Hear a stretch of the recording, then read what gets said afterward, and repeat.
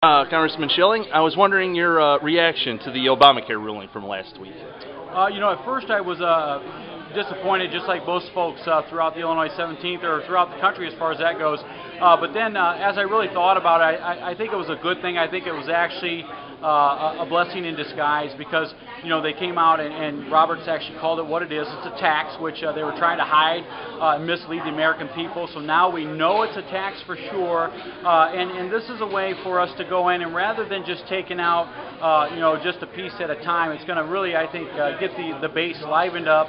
People are seeing that. Look at 16,000 new IRS agents. You're going to have the Independent Payment Advisory Board. If you look at it across the board, and it still does not address the cost issues, which the president had promised, is going to cost us no more than $900 billion. Now it's $1.7 trillion.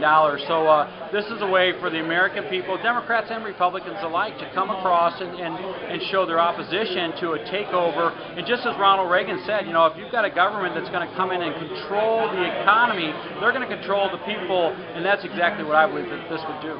Yes, I believe it was the Congressional Budget Office said that 75% of the mandate tax is going to fall on people who earn less than $125,000 a year, directly in contradiction of President Obama's pledge not to raise taxes on anybody who makes less than $250,000. Yeah, that's exactly right. It's going to hit the people that are way under the $250,000 mark, which is very misleading for the president or folks out in Washington to tell people. But the key thing is think about this for a minute. Here's people that are struggling to get by, working 2 jobs, and now the government, because they don't go out and buy this health care, now the government's going to come in and tax them, and then if they don't pay that tax, and guess what, they're going to go to jail. I think that what we've got to do is we've got to come up with a system that's going to address the cost issues.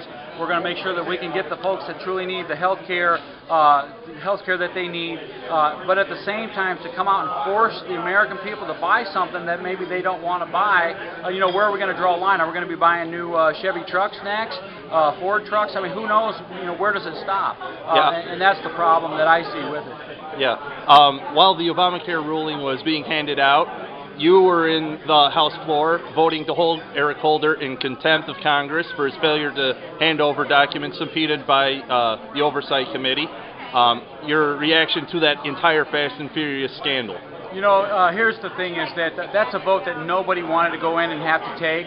But the fact of the matter is this. It's the first time in the history of the United States of America that this has happened. But it's also the first time in the history of the United States of America we've had the Department of Justice go in and have to retract 3 times deceiving pieces of testimony that was put forth. So here's the thing that we know for sure is the Terry family, Brian Terry's family, deserves to know the truth.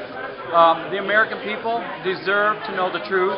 The administration and the DOJ was unwilling to provide that, so we had to do this contempt. And I would have done this vote if the DOJ or if this were a Republican administration. We need to know the truth, and that's why you saw that happen on a bipartisan level. I believe there's over 18 or 19 folks that actually broke and voted with the Republican folks out there.